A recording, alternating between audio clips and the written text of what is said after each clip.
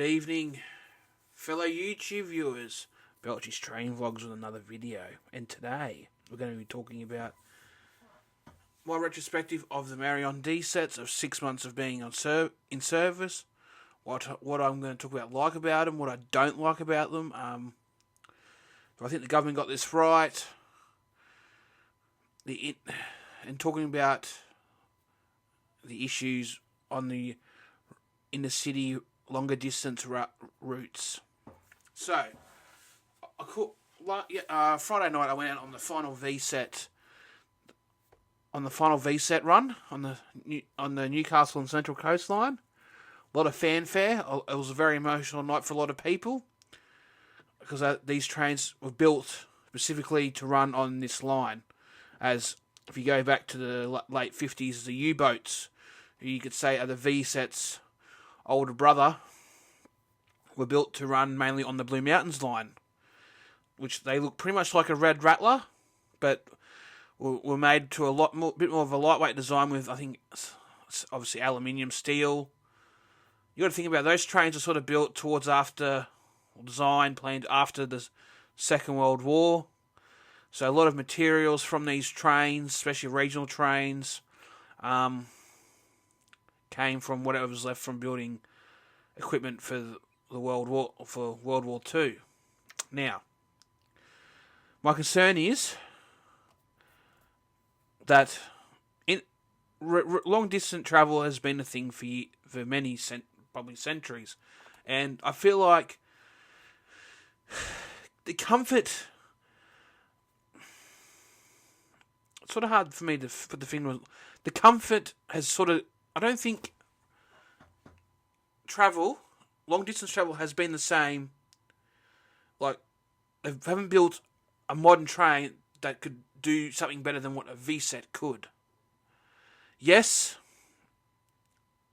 it's not an accessible train. The toilets are a bit, how you doing? But for ride quality, comfort, I haven't seen a train that was better than it. They've tried to replace it with other trains that sort of weren't up to the task that the V-set could do. Yes, I will not run a V-set on a suburban route, doing a suburban run, because they're not built for that. They are built to move people long distance. And this is where I get into my concern with the Mariyung trains. The bones are there. They've ordered this train off the shelf. I feel like there was a sort of a rush job. My opinion, I think they've been playing these V-set replacement plan for at least the last 20 to 25 years. And I still think they haven't got it right. But, this all started with the retirement of the U-boats in the mid-90s.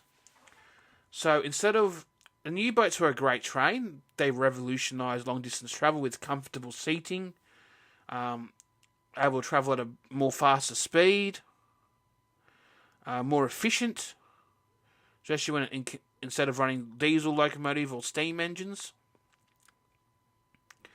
But my biggest thing that I find, if you look at these trains, since the V-set, after the V-sets, they haven't been able to find a train that's comfortable. You're sitting on a train for over 3 hours. You want to be comfortable. Yes, you're going to want accessibility. You might want the fancy gizmos of the tray tables and that. I look at the Mariyung train. And before we get into the Mariyung train, I think we need to go back to the G-set Tangaras in the mid-90s. I think this is what started that trend.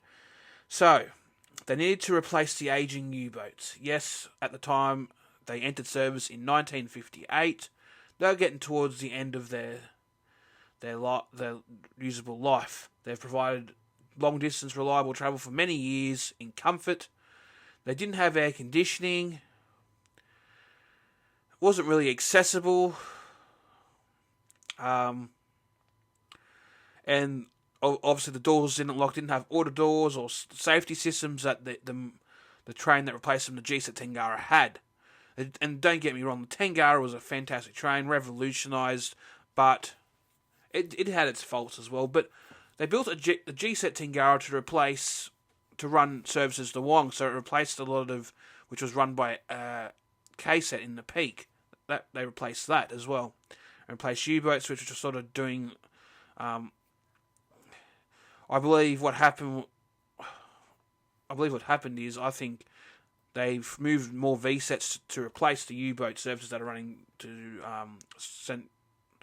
Central to Newcastle, and then they got more to the Tangaras to do short distance, so they ran more the south coast. But at that time, it was out to, I think it was Dapto at the time, and also Port Kembla, and you've also they didn't run the Blue Mountains because the Tangaras couldn't fit up there because at the time it was only a bit of a narrow gauge train, so only VSETs. And that's another thing with at the start of the VSET life, they couldn't run up the Blue Mountains. They were designed especially for this to run the Central Coast, so they had to do modifications to the tunnels, which had to happen. I think they dug them out and they put concrete or something in them. So the tunnels had to have gone through multiple modifications, especially to fit the new inner city trains that we'll get into in a second. So they started this. They got these Tangaras, which was a stopgap train until they try to work out what they're going to build to replace these rolling stocks. And we're getting towards that time where the Series 1 prototype VSET cars had to be withdrawn to in the next decade because of corrosion issues, which was affecting electrical work, and the floors were just falling out to pieces because they were built from different steel at the time.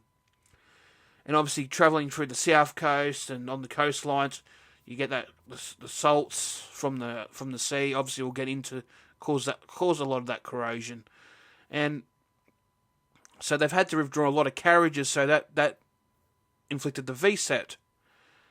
But what they didn't, and this is another problem, they had to run extra. So the Tangaras, instead of just running peak services, they had to run more frequently. And there wasn't enough G-sets to go around, so they had to do a hybrid mix of T-set and G-sets, which was very annoying for people that needed to use the toilets. And the seating on the T-set Tangaras are not very comfortable at all, which, I mean, they had to run those extra services to free up V-sets to cater to the longer distances, of the line. And so the G-set Tangaras would run the following routes. Obviously, they ran, I think, majority of the South Coast line services. So I really feel bad for people in the South Coast. They've never really got to experience much of a decent train like the V-sets, and only for a short period. Because us Blue Mountains and Central Coastline people were very lucky to have a decent train for many years. But, the G-set Tangaras just weren't enough. So this is when they did the order for the Oscars, which was not really, it was pretty much an upgraded version of the G-set Tangara. Didn't revolutionise really anything, just more modern security cameras, more accessible like help points, PID. So it was pretty much based off the Millennium train of the early 2000s without all the, obviously most of that software glitches, which they've pretty much all ironed out by about the mid-2000s anyway. So it had the accessible toilet, same, and which they ran pretty much similar to what the G-set Tangaras did, so they could free up the G-set Tangaras to run on the suburban network because they need more trains for suburban services, especially with the T4 growing. And also they extended. Then later on, they extended the order for Oscars to replace those missing V-sets as well. But also the 1977 batch they started retiring in the early 2000s. They replaced a lot of them, which pretty much made them redundant on the South Coast line because they wanted to run services straight to Bondi Junction, which obviously you couldn't do on the V-set because they're too big, they're too long. And it was just a cheap fix, which I don't think they really looked at properly, planned this properly. And this is going back late 90s, early 2000s. I think they just did a stop-gap measure, and I think they've really forgotten what one of the important things is comfort. People are not going to send these trains, especially Oscars running to Newcastle. You've got to go and see a bloody chiropractor after being on one of those for 3 hours. Jesus. And this is where my concern was about the Mariyung train. So that's when they did the announcement in 2014. Oh, we're going to get a new fleet. We're going to have tray tables, powerpoints. They're going to travel up to 160 kilometres. But there was a lot of issues, a lot of teething problems because they wanted to get rid of the guards and have driver-only operation. So the drivers controlled the doors, which was one of the dumbest things to do, especially a lot of the lines where these new trains are running on have a lot of curved platforms. So, and the camera quality on these trains weren't that great, especially in foggy, rainy conditions. But there were a lot of problems. And obviously, the trains have been now retrofitted to a Waratah style setup with the guard controls at the door, obviously with the security screens and everything. But these trains, I do feel like the Mariyung are definitely a better improvement, especially over the previous G-set Tangaras and Oscars, in a way that they do feel more inner city, but I don't think they got it 100% credit. I feel the government sort of cheapened out what they could have done. They could have had comfortable seating and tray tables, and this is what ideas I would have had.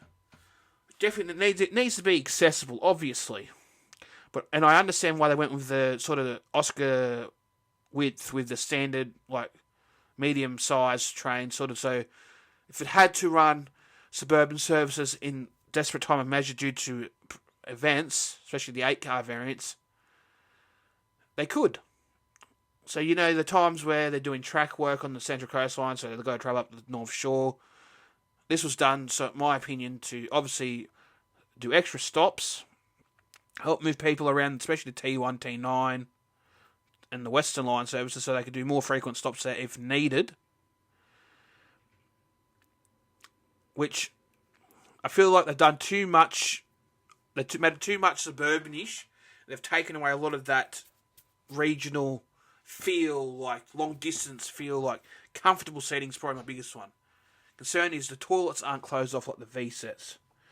And I've seen the photos of them. I'll try and put some up in a sec. Some on the screen. That they've got the toilet pods similar to the Hunter Rail cars and the Oscars, which are known for the doors on them breaking all the time. And all you can smell is the wafting smell through the carriage of someone going to the toilet. That's one thing they did well with the V-sets, it was closing that area off. And I believe they could have done this on this train with the modification. And on the 6-car variants, they've got seats near the ambulance toilet, which I think is the most dumbest idea. I reckon that should have been like a baggage rack or something like that. That's where I would have put the baggage rack. Because people are going to sit there and smell the toilet. Imagine someone eating like some spicy food and they've got to go and relieve themselves, and all you're going to smell is that all through that carriage. I believe, and another problem is, which I think is very fair enough, is it's too opened. Like you're going to, especially on the Blue Mountains, when all the doors are going to be open on a winter's day, people are going to be freezing. Or in summer when it's a heat wave, people are going to be really hot. Can the air conditioners cope with all that? This is where they should have sectioned off areas with like a door, like doors or something like that, or even looked at That's where I like the V-set design. Is you go in, you can open and close the door. It's closed off to the vestibule area, so you can keep the warmth in. It doesn't have the doors it has semi-automatic doors, so you have to open them. The guard unlocks it and you open it. That probably saves a lot of the air conditioning, not having to work hard. But I also think these trains should have been fitted with that. They should have it set to that feature where the guard unlocks the door, pushes the button, door opens, and when it doesn't detect anyone coming in for a while, the door maybe closes automatically like they do on light rail. But I know on the Newcastle light rail. Or even look at having an air curtain above the door installed, so when the door opens, it runs the air curtain to help the air conditioning systems on the train run more efficiently. That's my biggest concern. And the seating, they've gone back to the Tangara seating where you can't move it. And I've sat in those seats, they're not very comfortable. Like the padding on the bum area is good, but that back, where it's sitting high, is not really... I just can't see people with back problems using that train. You've sent more people into the car. So that seating was very poor, in my opinion. Like, I love the PowerPoints feature. Great. This is what they've sold people on. Oh, it's going to have tray tables, it's going to have PowerPoints, it's more modern, it's going to have good air conditioning, it's going to travel at higher speeds, even though a lot of the rail infrastructure can't cope with that speed of 160 kilometres per hour. It's only going to be in certain sections of the track. And you're looking at it, and it hasn't really improved much. You just replaced the train, really. That the previous versions were doing before. But the biggest problem is those seats. You're going to be sitting on them for 3 hours. Imagine all the back pain. I call a 6-car variant home from the VSET tour, and geez, by the time it hit Fassifern, I was on from Newcastle Interchange, and I was going to Morisset. By the time it hit Fassifern, my back was cramped. I had to get up and walk around the carriage. Oh, I was killing my back. And just imagine someone that's got really severe back problems. I don't think it's going to be good. Those seats aren't like the VSETs where they're designed for comfort. You look at all the previous trains before that. VSET, U-boats, the 620, 720 class. I'm even going to include the diesel motors. They're not as comfortable as the older version. Like the 620, 720, that's like sitting on a cushion. Even the Red Rattlers were very comfortable for suburban use. That's the thing. I feel like they've just they're sacrificing on this. Oh, we're going to, instead of, to make it easy for us to get tray tables and PowerPoints, we're going to have to make these seats like this. I feel like they should have went with a style similar to what's on the XBT and Explorer fleet. More comfortable setting. They can put PowerPoints built into that seat. And if they say they can't, they're full of shit. You've got the walls there where you can install PowerPoints, USBs. You've also got, you can put them in the seats, like either side of the seat where it flips up, or on the back of seats, like they do on their Velocity fleet. You could have the tray tables there, and you use the foot pedal to turn the seats around so they're all facing one direction, or you could have it so you're facing two together. There's feasibility of. I felt like they sort of cheaped out, and let's be honest, they bought them off the shelf, so they did get them cheaper. But the thing about the Mariyung train is, the bones are there for an inner city train, a well built inner city train. The bones are there. There's some good stuff on it. Like, it's very smooth train. Like, I was shocked when they went with that design. I was thinking it's gonna run like an Oscar, rough as anything. It's actually not. The acceleration and the ride's actually fairly good in it, believe it or not. But they've made it look too suburbanish. Like, it's got the PID system, which my ideas, I think, especially at night, that white screen is very bright. I'd like to see a dark mode. But I feel like they've sort of catered this to say, oh, we're going to make it more accessible, we're going to give you this. And that's great. I reckon they should have that. That's good. I'm not saying take that away, but you still could have had comfortable seating on this train. That's all I'm saying. Like,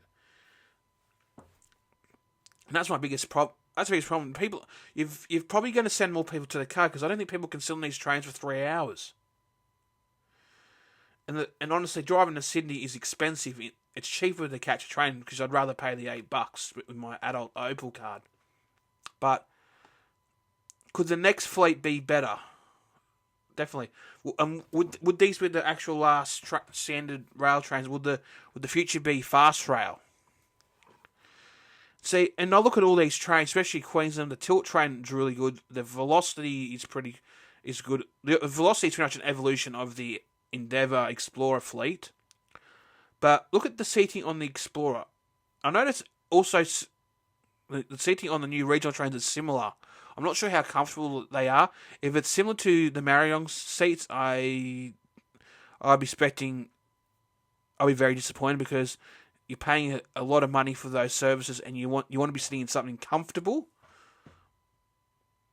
And if they are very comfortable, I'm curious to see how comfortable the seating are on those trains, because if they are very comfortable, maybe we should look at retrofitting those into the Mariyungs. Just saying. Or we could put the VSET, the retired VSETs that are getting scrapped, put that setting in there. Obviously, that'll improve the Mariyung 50 times. And you can still have the wheelchair, like, You know, they have these new trains have had teething problems, which is understandable. Like they're just being brought in. You know they're gonna have teething problems. The VSETs had teething problems as well, especially with the prototypes. Every train has had at some sort of teething problem at some point. But you know, I do miss the VSETs. The time have obviously come. They are due to be replaced. Unfortunately, they've hit that spot in their life where they're just not up to safety standards anymore. But they are a fun train to ride. The Mariyungs are a good train. Like the bones are there. The bones are there for a good train. I just wish they were built in Australia. But honestly, they are better than the Waratahs, hands down. I think the Waratahs are probably the most cheapest, crap-sounding train on the network. No offense to the Waratah train fan guys. That is just my opinion. But I'm curious to see what upgrades these trains will get during their life. But this change is happening to all lines eventually. The next is the Blue Mountains. So if you are a VSET fan, definitely catch them. But before I end this video, I just want to say I'm not going to say I'm hating the Mariyungs and that. I do think they're a good train. Like, and there's a lot of benefits to them. Accessibility. You know, wider doors, so it's going to be quick to enter and exit the train. The tray tables are great. Fantastic for doing. It's going to be great for me when I'm out train spotting. I can get like a laptop and do me editing and stuff. It's great. PowerPoints to charge your devices. You know, the bike storage. That bike storage is fantastic. That's probably the best design I've seen actually on any train where it fully holds your bike. That looks really good. More luggage storage. Fantastic. Brilliant. My biggest concern is the seating. Out of everything on that train, the seating. So, and the door thing, well, that's a simple solution. We can look at installing an air curtain. I would like to see the toilets more closed off. I think putting a door, like a door in front of the toilet so it closes off. So maybe have, I don't know, so you're not getting the toilet smell wafting through the whole carriage. But other than that, perfect. Like, the bones are there for a good long distance train. The bones are there. That's my biggest thing. The bones are there. Much as I'm not a fan of either party, the Liberals sort of got some of this right. Obviously, they've spent way too much and haven't ordered it properly. They should have got the train more fit for purpose and custom built in Australia, creating jobs, so they can move more, people around.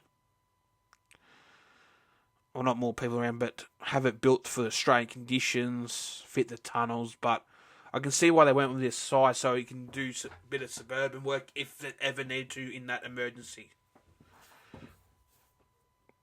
Because you never know. So, you might have a train failure or an accident, like a fatality. You never know, and they might go, this Blue Mountain train is now stopping all stations to Springwood or to Emu Plains as well.